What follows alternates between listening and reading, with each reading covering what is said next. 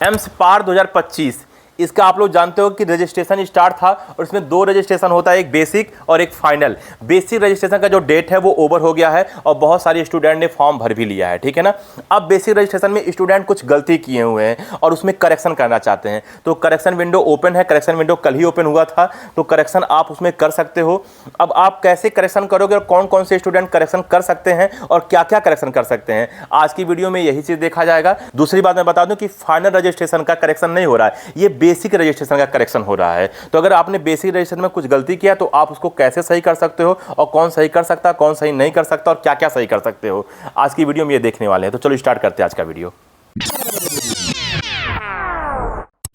Hello students, मैं अनूप राय, मेरे YouTube channel spark up classes पर आप सभी लोग का स्वागत है। तो स्टूडेंट, जैसा कि आपने स्टार्टिंग में सुना होगा कि एम्स पार 2025 का 2 फॉर्म भरा जाता है, एक बेसिक रजिस्ट्रेशन होता है, एक फाइनल होता है।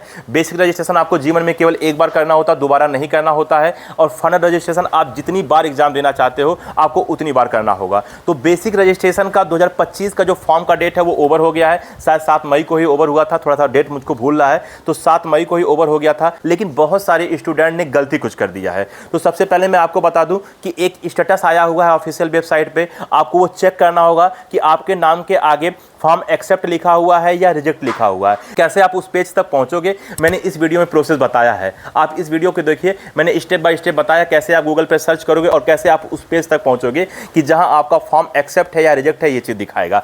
अब बात करते हैं कि जिन स्टूडेंट का फॉर्म एक्सेप्ट है लेकिन फिर भी वो करेक्शन करना चाहते हैं। जैसे मान लीजिए मेरा नाम अनूप है, ठीक है ना, मैंने अनूप नाम लिखा, लेकिन मैंने अपने नाम में कहीं कुछ गलती कर दी, ANUP लिख दिया, ANOOP की जगह। लेकिन मुझे पता है कि मैंने नाम तो गलती कर दिया, लेकिन उसने फॉर्म को एक्सेप्ट कर लिया है, ठीक है ना। लेकिन मुझे पता है अंदर से कि मेरा गलती हो गया, लेकिन मुझे सही करना है। तो जिनका एक्सेप्ट हो गया है वो लोग क्या क्या चीज करेक्ट कर सकते हैं। तो स्टूडेंट, मैं आपको बता दूं कि जिनका फॉर्म एक्सेप्ट हो गया है, अगर उनके स्पेलिंग में कहीं गलती है, मम्मी के नाम में, पापा के नाम में कहीं कुछ स्पेलिंग में गलती है, तो वो स्पेलिंग सही कर सकते हैं, पहली बात। दूसरी बात मैं आपको बता दूं कि क्वालिफिकेशन डिटेल, अगर इसमें आपने कहीं कुछ गलती किया है तो आप इसे सही कर सकते हो। तीसरी चीज, कैटेगरी सर्टिफिकेट में कहीं कुछ गलती है तो आप इसे सही कर सकते हो। ये 3 चीज, यानी कि स्पेलिंग में, कैटेगरी सर्टिफिकेट में और दूसरा क्वालिफिकेशन डिटेल में, अगर आपने कहीं कुछ गलती किया है तो आप सही कर सकते हो, अगर आपका फॉर्म एक्सेप्ट है तो भी। अब बात आया उन स्टूडेंट का जिनका फॉर्म रिजेक्ट है, यानी कि जब आप देखोगे उस पेज पे जाके ऑफिशियल वेबसाइट के कि किसी के नाम के आगे अगर रिजेक्ट लिख दिया गया है तो वो क्या सही कर सकते हैं।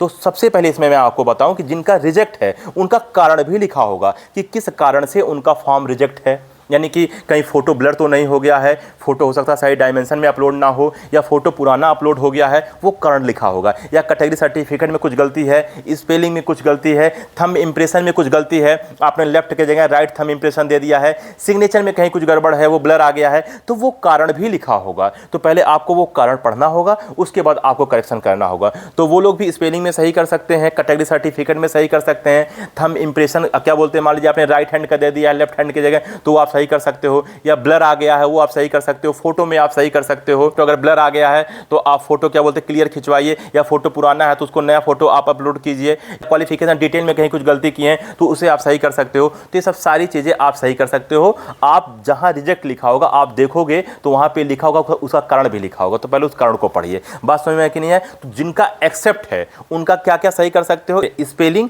दूसरा क्वालिफिकेशन डिटेल, तीसरा कैटेगरी सर्टिफिकेट। और जिनका रिजेक्ट है उनका तो कारण लिखा होगा कि इस कारण से रिजेक्ट है, उसके बाद वो चीज वो सही करे। तो ठीक है स्टूडेंट, 4 दिन तक आपका करेक्शन विंडो ओपन रहेगा, 9, 10, 11, 12, यानी कि आज 10 तारीख है, अभी 11, 12 2 दिन का समय है, आप करेक्शन कर सकते हो कहीं कुछ गलती है। इसी प्रकार से चाहे एम्स हो, CUET हो, नीट हो, सीनेट हो, सीपेट हो, कोई भी एग्जाम हो, गवर्नमेंट जॉब हो, ठीक है ना, प्राइवेट जॉब हो, अगर आपको कोई डाउट है, कोई समस्या है तो आप बेझिझक कमेंट कर सकते हो। मैं और सुमन मैम हमेशा आपके साथ हैं। हम लोग हमेशा कोशिश करेंगे कमेंट के थ्रू आपकी प्रॉब्लम को सॉल्व किया जाए, या तो वीडियो बना के आपकी प्रॉब्लम का सलूशन दिया जाए। तो ठीक है स्टूडेंट, इस वीडियो में इतना ही, मिलते हैं अगले वीडियो में, तब तक के लिए जय हिंद।